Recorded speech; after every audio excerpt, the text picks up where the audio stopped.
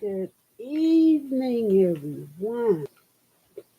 This is my channel, and it's called Multigenerational Wealth Build.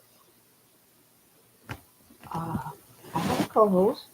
Her name is Jay, uh, and she is a co-founder of the channel also too.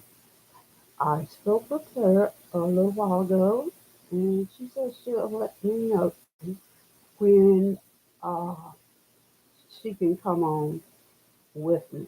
So uh, I've looked up some dates and I will suggest them to her and I will get back to you all and let you know.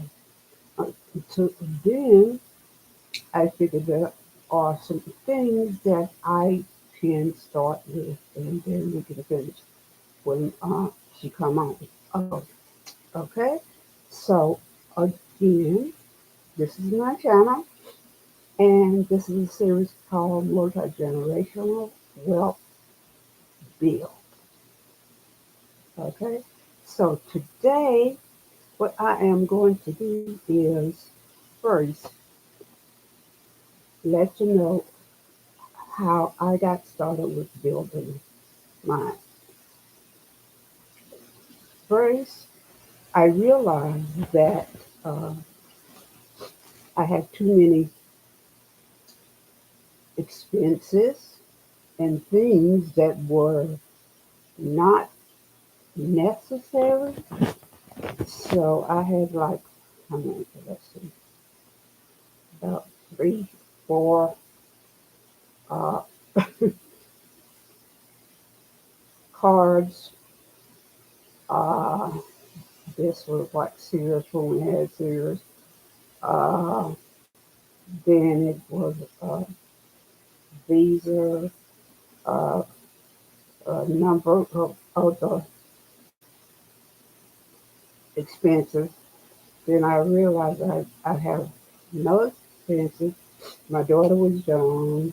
Uh, I was in college, and I had all of these bills. And I was barely making. So uh, I guess it was good. Rather than go to do that, I said, I looked at my expenses and I said, what should I take from here to put here so that I can get these cards paid off? So I did it. Then the next month, I started putting much more than the minimum balance for the credit card. So, say for example, if this card, like a Belks card, I don't know if they still have Belks or not, but I had a Belks card. Uh, if the minimum was like $20, I would take and put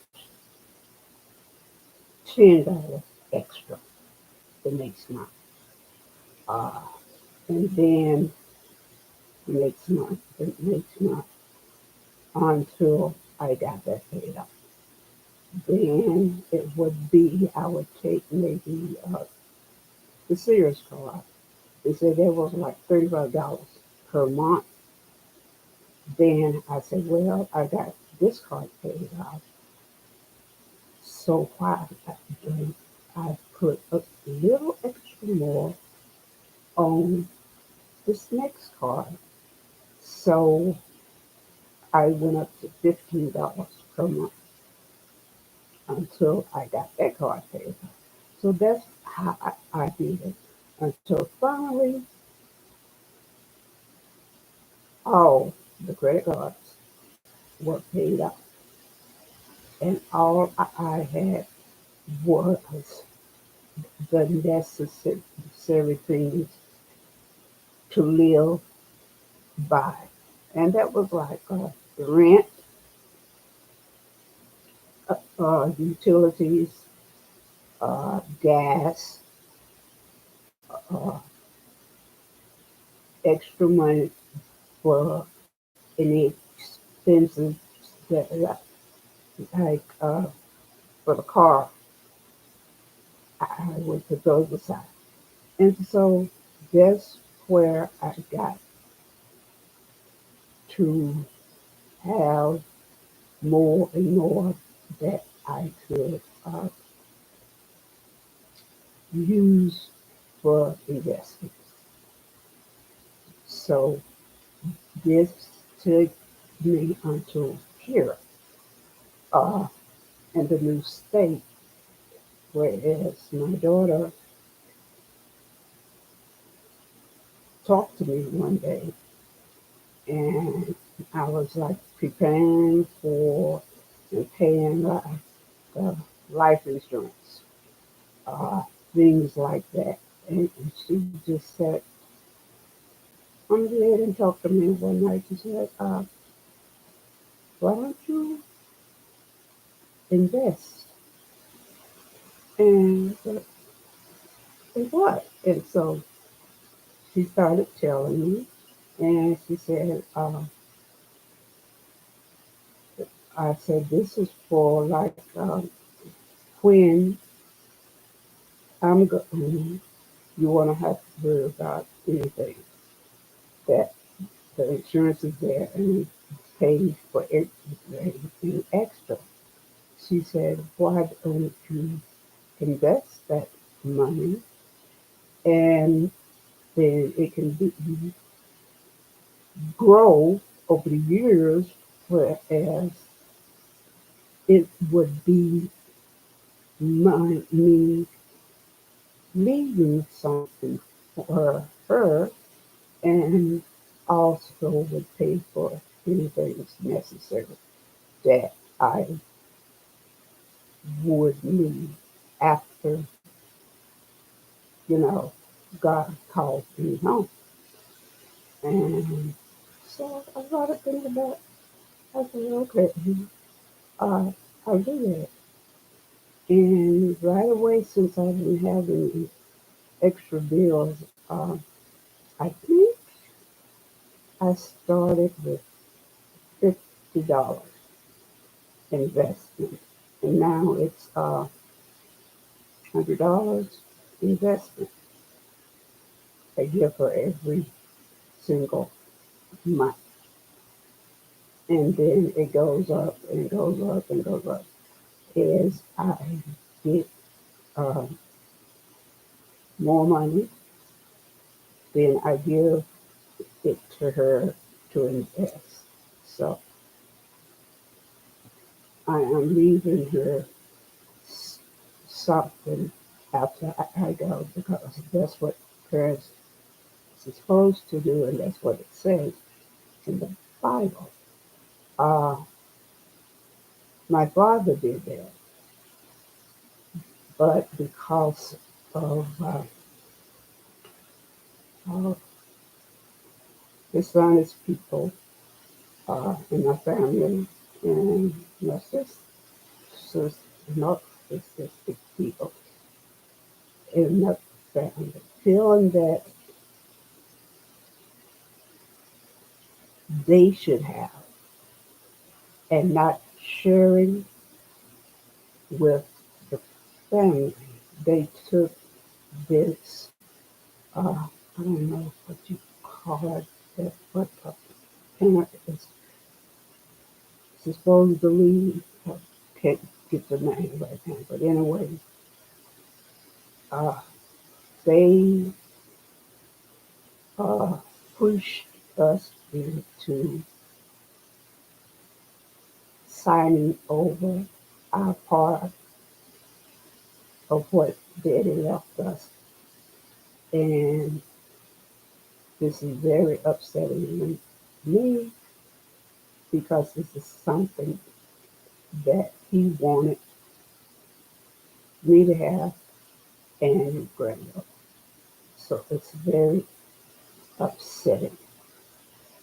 Uh, we had property, and I know he had uh, dividend up for all the children and different things that he had, like cars and animals and different things that uh, he had that also put in the will and everything. And I feel he had money also too, and it didn't get to any of us. And it was only one sibling and my mom and basically. So, uh, but I will let that go, and I do not hold anything against them. I'm just stating facts. So, if you have lost money uh, during this traumatic time, then I'm here to tell you, you can start over. Don't think that, well, I lost that money, it's nothing I can do. We had to use it during that time. But you can. Like I said, uh, that I started off with, you can do that.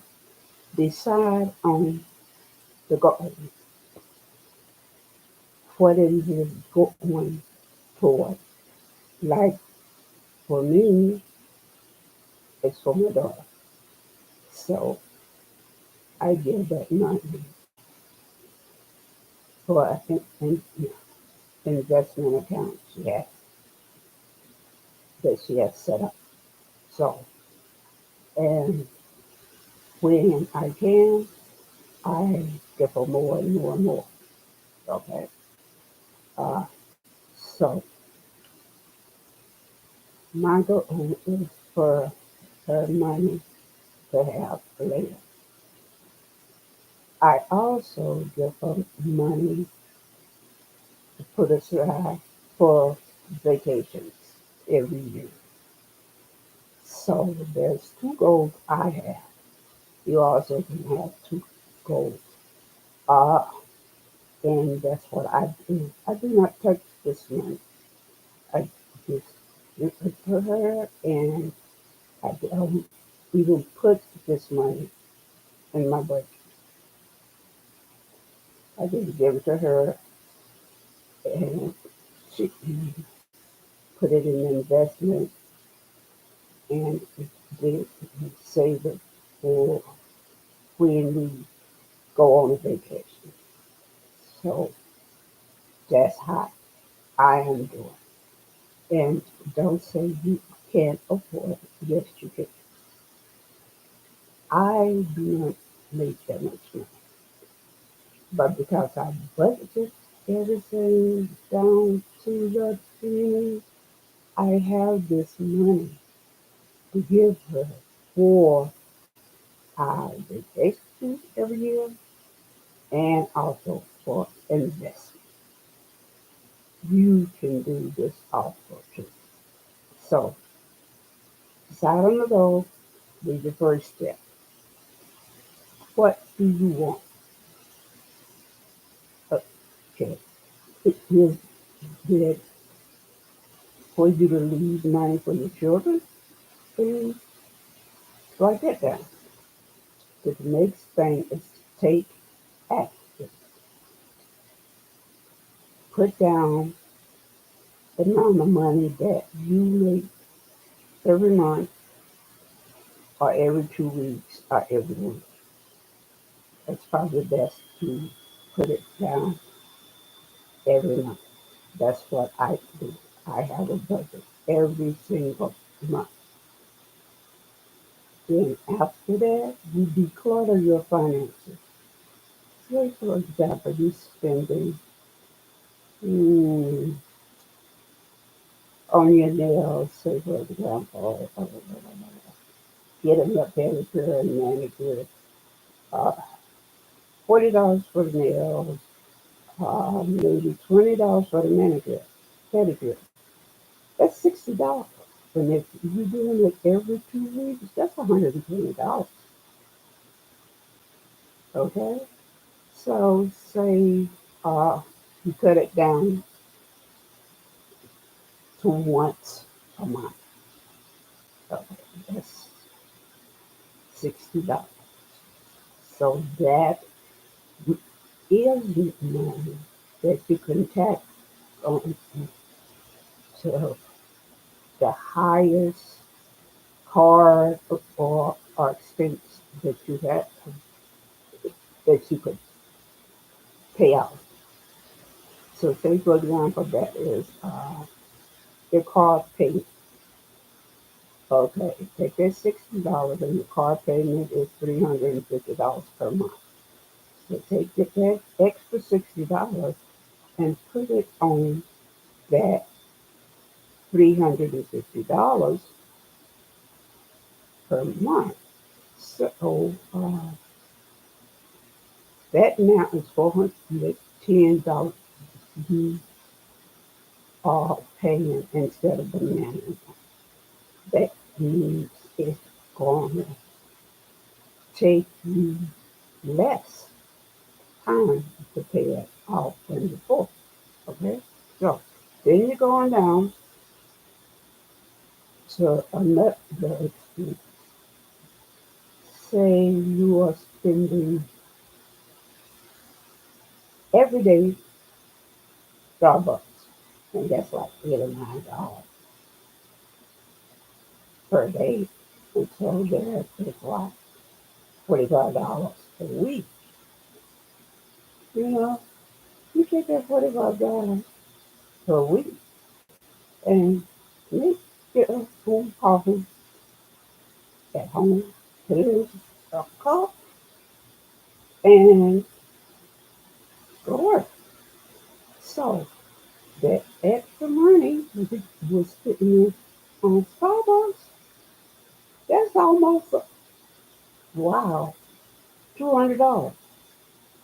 So okay, so that's another $200 on the car payment. Then it's going to take you much less. But if you want to split up that $200, then say put 50 extra dollars on the Visa and maybe 50 extra dollars on something else. And you could get those paid up. So that's like one, two, three bills that you are paying off at one time. So the one that you are paying off can put you more money to, and is the last. So that will be paid off. Say for example, this Visa. That will be paid off. You look at it in a year. So that would be the expense that you can take and put that $50 onto the car payment. Okay? And that will be let's see, $400 net. And so that will take less to pay off. So you do it like that. You declutter your finances. That's number three. Okay, so next you minimize. Okay. And you look at that and see what you can do to minimize those payments. And that's what we just did. So now the next is you remove these items from your budget. As you pay them off, you remove them, you remove them, you remove them. Okay? So now, uh, make that budget is the next. Uh,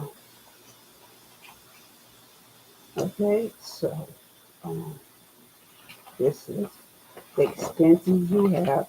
I talked about that. and then the downside and the goal. So now you got all of this and you got, okay, the mortgage you're paying off, uh, the electricity, uh, you can't pay that off. You always have to have that. Say, for example, the cell phone uh, and all that, and the internet, groceries, that's all the time. And then the insurance, health insurance, and medical insurance. If you got good health insurance and medical insurance at work, you don't even have to count that in the budget. Okay. And then the car payment, like I said, $350, and insurance for the car, $50, per month. And you add in the gas also too on this budget. And then clothing, you put that in. Now, sports and gym, at this point, you do not need gym or sports. I had to put $60, but you don't need it. So you add that back into paying off the car. So that's minimizing, part of minimizing. And then like the personal appearance, we already talked about, that's the pedicure, and the manicure, that's minimized. That's the step of every 2 weeks, once a month. And so that goes back into the car payment. So you have all of that. Uh, and then the credit cards and stuff, you can put that money off. So you can split it and put it into the credit card. So you can pay them off soon. Okay. So like hobbies, for a little while you have to put that off until you get something paid for. Then maybe you can look back into hobbies if you have any hobbies. The same way with movies, you could have movie night at home on like Hulu or something like that. Uh, and you won't have the expense of movies and everything. Okay? So that's a way to minimize all too. Now, uh, I told you I would show you something that I'm adding to when I finish the expense tracker and show you, then I have to go and I will finish up with the rest of the things that will go in the budget also too. Okay, this here is the expense tracker. Okay, so as you can see, there is all the expenses there, the tracking and the tracking and the expense and the amount of that expense. Okay, so uh, and what you will do in the date, the category of the expense, description, date and category of the expense, and the description of that expense where you can see here, right here, all of that. And this is the tracking of the budget. And what you do is put the date. You're supposed to match it to what you have in your budget. Say, for example, uh, the mortgage, and you have to match it. And once you get the mortgage paid, you put it into the expense tracker. Say, for example, the date. You put the date in, the category, the description, and the amount. You write that in as you pay that bill. You write it in here, the tracker. Okay? So then next would be, I don't know, car payment or something. You put the date, the car payment bill is sent in the description and the category and the amount. So that is what the expense tracker is for. You can see it better back here. Okay? So once you get those bills paid each month, you go back and you look at the expense tracker and your budget and see how you did. And if you did pay every single thing, then you're on your way. You're doing well. Okay? And once you get a bill paid off, say for example, the visa or whatever. Uh, oh yeah, oh yeah, that visa expense and that extra money that I was telling you about, you could split that in half and take part of that money, like the $50 I said, and add up the 50, and you put it into an investment. That's where I started. I did it with my daughter. She's good with finances, and she has a master's. Uh, you could speak with a personal banker, and they could give you alternatives for investing. You don't have to do it right away that you're speaking to this person. You can decide.